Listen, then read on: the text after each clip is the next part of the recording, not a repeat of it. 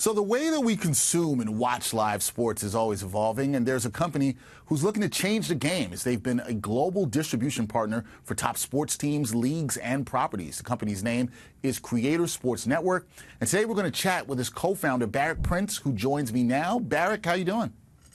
I'm great. Thanks for having me, Dexter. Glad to have you here to talk about this because I'm very intrigued. I'm always intrigued about sports and media and how we're evolving with those things. So Creator Sports Network, that's the name of the company that you've co-founded. Simple question here. What is it, and can you tell us about it? What is it? Interesting question. I think more importantly than what is it, it's why. Why do we exist? Creator Sports Network was set up to solve one of the biggest hurdles in sports right now, which is attracting young viewers. The traditional distribution method of sports is television. And television is a medium that is getting older and smaller, smaller number of subscribers, older in terms of the demographic of people who are going there. And unless sports is able to find that next generation viewer, we're going to have the difference in the way that people are going to be viewing and watching sports is going to change. And so ultimately, when I got the opportunity to work in the original content department at Twitch and broadcast live sports on creators' channels, the light bulb went off that this generation, everything that they've worked in and consumed in their life has spoke back to them. And traditional television doesn't speak back. And so what does Creator Sports Network do? What is it? We are a group of digital content creators around the world that have a built-in audience and have generated a community on different social platforms like YouTube and Twitch and TikTok and Kick and Instagram. And we work with teams and leagues to work with a new rights window to distribute live sports with these content creators on their actual digital channels within those social media platforms. So we're quite literally working with hundreds of different kind of local broadcast networks that are really built around digital talent. And we're utilizing that as a broadcast network, not too dissimilar to kind of a traditional network that you'd see, although we're distributing on multiple points, on multiple channels, with different content creators, because we believe that this generation wants to choose their own adventure. They don't want to be told or dictated who or how and where to watch, right? And so we're ultimately partnering with the heroes of today's generation and giving them an opportunity to view live sports where this market already is, and it's in social media. Yeah, and people want live sports, and I do agree with you on that. I think younger audiences, including even myself, people just want options, right? They want diversity in what they can watch in terms of sports. And I wanted to ask you this because you hit upon this a bit, but how do the creators, how are they comparable to broadcast networks, and why do sports teams and leagues want to work with them? Also, if you could explain, how do you work with the creators specifically here? Yeah, it's really interesting that you point out there that how do they compared to broadcast networks, because we actually look at them like broadcast networks. No differently than here in the United States, we have kind of local syndicated channels. We look at them very, very similar. Each of these digital stars are their own network, and we treat them as such. So much so that probably the most innovative thing that we're doing at Creator Sports Network is we're pioneering a new rights window. We believe that just like Netflix created SVOD as a category, and recently fast channels have started to proliferate the marketplace, we believe that digital social creator rights is its own category. Just like traditional networks are carving out different windows for their OTT platforms and certainly for their fast channels, we believe that everybody soon is going to have this digital rights category that actually does treat these creators like their networks. They're literally local networks that are built around communities, communities all over the world on different social platforms. It's really allowed communities and birds of the feather to essentially flock together and find the people who they really want to kind of hang out with and enjoy. And so with the creators, we work with them as partners. They're literally our broadcast partners. And so we have long-term relationships with a lot of the top content creators in the digital landscape, mostly starting here in North America. But we really kind of look at them much like network partners, no different than probably an ABC affiliate would look like to their relationship with kind of the traditional network. And then in terms of the teams and leagues, we work directly with usually the media departments to essentially carve out this new window, this new broadcast window that we're talking about, which is essentially live social creator rights. And ultimately, we're solving a couple of problems for them. One is young viewers, and the other is we're creating another revenue stream that they can ultimately monetize. Yeah, you know, they like that revenue stream. Revenue streams for everybody, and this is a lot more open, which is great for business as well, too.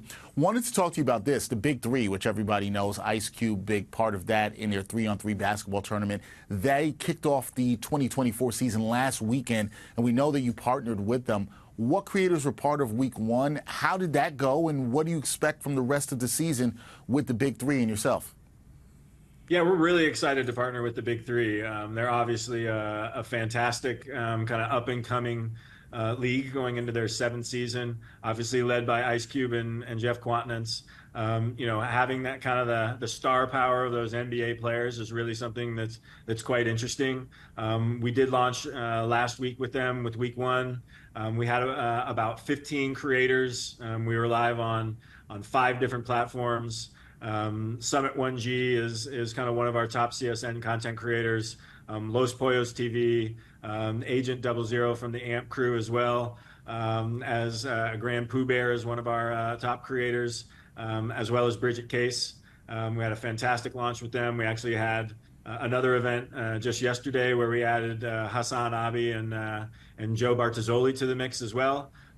Really looking to be really excited about what the future of Big Three. They're the perfect type of partner for us that really kind of have a new up and coming kind of outlook of the way that things should be distributed, but also a really kind of fun piece of content that gives our content creators a lot of fodder to react to.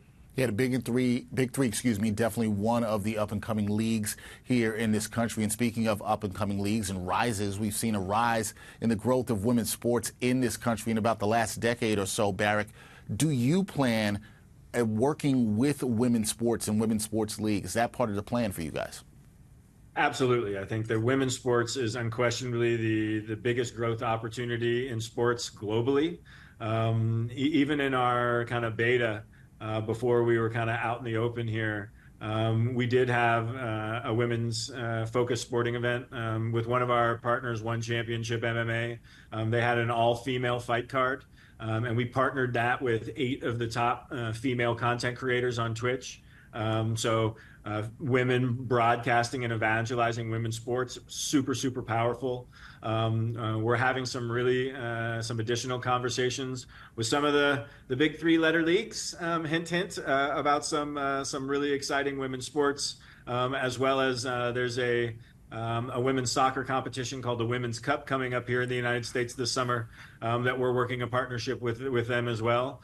We see it as a humongous opportunity. In a perfect world, we're getting the rise of kind of the digital celebrities really starting to kind of point some of the microscope toward women's sports, and to get somebody like an Angel Reese or a Haley Van Lith to broadcast women's sports live on their social is going to happen in the future, unquestionably. Unquestionably going down the road with women's sports, which, as I've talked about, huge rise in this country. If you're a fan of the WNBA, NWSL, you've absolutely seen that. Now, I heard this because I am a big English Premier League soccer fan, huge Liverpool fan. I am. Heard you got some big games coming up with the Premier League. Can you tell us anything about that? Yeah, obviously soccer, or as the world calls it, football, it's the global game. It's quite literally the largest sport in the world. We were lucky enough in our first year last year to partner with both Tottenham Hotspur and Liverpool for some of their summer friendlies. That partnership continues into this summer. So Looking forward to July and August, where we'll be broadcasting both with Liverpool and Tottenham. Got some additional football partnerships coming up as well. Working with some Italian clubs as well as some German clubs. Getting close to some partnerships with some teams down in Mexico as well. We think that soccer is really a humongous opportunity for us and around the world. We're already seeing some inklings of things like this with some content creators in Brazil who are broadcasting the Euros right now, which is really, really exciting. And there's only more and more opportunity in global football. With the World Cup coming to the United States in 2026, there's going to be an increased microscope put on football. And obviously we've got soccer Jesus himself, Messi, in town to really kind of help pump things up. Yeah, it's going to be an exciting time for the sport of soccer, football, whatever you want to call it. A lot going on. As you said, Copa America, Euros going on right now, so a lot of opportunities for the content creators out there. Last thing for me, Barrick, what other things can we look forward to from Creator Sports Network as we move forward to the future? Yeah, it's an exciting time for us. I think that we're having rights holder conversations all over the place. I can't quite give it away, but there is a big competition coming up in Paris this summer. We're working on some really, really exciting warm-up matches with some really, really large global talent that we're not quite ready to announce. Also working with the top rugby team in the world with some potential opportunities for some broadcasting of some rugby, as well as some additional combat sports. And then, like we mentioned earlier, some really exciting things coming up in women's sports. And then we're also looking at some things like in kind of the Ocho, ESPN Ocho kind of category with A7FL, with some cornhole, some disc league, things like that. So just trying to kind of really stay nimble and find the opportunities that are out there, because this generation will watch live sports. They just don't want to watch it the same way as maybe the current generations want to watch it. Yeah, it's evolving. Like I said at the top, right, Barrick? It is constantly evolving, and you guys seem to be on the forefront of that. That is Barrick Prince. He's the co-founder of Creator Sports Network. Check it out. They're doing some really good work. Barrick, I really appreciate the time and you taking here to break this down, explaining to the people what you guys do. I love what you guys are doing, and I'm so intrigued to see how it all unfolds. Thank you so much. Appreciate it. Appreciate the time, Dexter.